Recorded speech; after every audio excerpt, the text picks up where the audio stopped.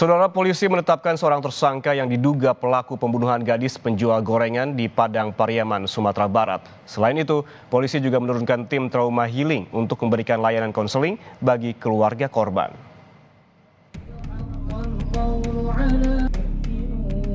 Polda Sumatera Barat menggelar tahlilan 7 hari pasca dimakamkannya gadis penjual gorengan yang tewas dibunuh di Kabupaten Padang Pariaman, Provinsi Sumatera Barat.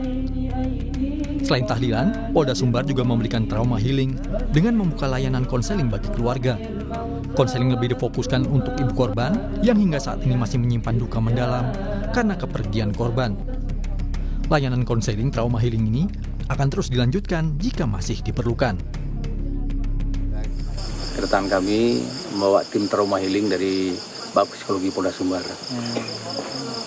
Itu berapa tim yang kita turunkan, Pak? Tim trauma healing, dan untuk giat kita ada 2 ini, yasinan, tahlilan, dan trauma healing. Untuk trauma healing akan dilakukan berapa lama nih, Pak? Apakah akan berlanjut atau siapa? Lihat perkembangannya, nanti bisa juga berlanjut atau kalau memang 1 kali cukup. Kemudian. Sementara itu, polisi menetapkan seorang tersangka yang diduga pelaku pembunuhan penjual gorengan. Tersangka bernama Indra Septiarman diketahui merupakan warga kampung tetangga korban. Meski sudah menyandang status tersangka, polisi belum menerbitkan status DPO. Saat ini, polisi masih mencari tersangka yang diduga langsung melarikan diri usai membunuh korban. Personel disebar di beberapa titik pencarian untuk mengunci pergerakan tersangka. Melakukan penyelidikan yang intensif dan dari keterangan saksi dan fakta-fakta di lapangan untuk terduga pelaku inisial IS sudah bisa kami tetapkan sebagai tersangka. Tersangka ini yang sudah kami tetapkan adalah warga sekitar sendiri. Mungkin sedikit banyaknya dia sudah menguasai Medan. Namun tetap itu tidak menyurutkan tekad kami yang tetap berusaha semaksimal mungkin dalam mencari tersangka. Penetapan status tersangka hanya selang sehari setelah polisi menemukan tas yang diduga milik pelaku pembunuhan remaja penjual gorengan. Ransel hitam yang ditemukan di kawasan hutan ini berisi perlengkapan milik terduga pelaku, mulai dari kantong tidur, baju, dompet yang berisi KTP orang tua terduga pelaku, hingga celana milik korban yang juga ditemukan di dalam tas. Selain mengejar ke dalam hutan, untuk mempercepat penangkapan terduga pelaku, polisi juga memetakan dan menyisir kampung-kampung yang kemungkinan disinggahi terduga pelaku untuk mencari makan. Tim Liputan, Kompas TV. Untuk mengetahui informasi terkini, kita langsung bergabung dengan jurnalis Kompas TV, Rio Yohanes di Padang Pariaman, Sumatera Barat. Rio, selamat siang.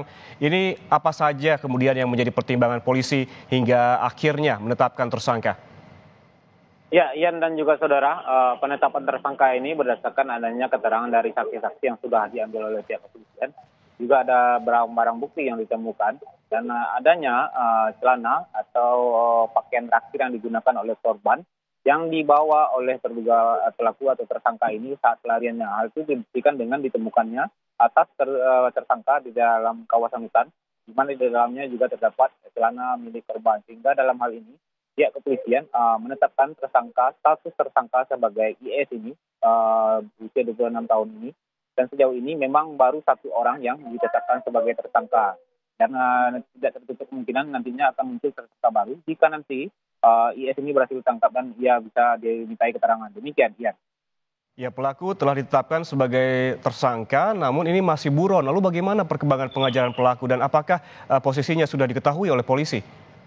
Ya, Ian, untuk posisi pelaku itu terakhir pada Senin pagi kemarin itu ditemukan ada warga yang melihat terduga pelaku turun mendekati kawasan kampung.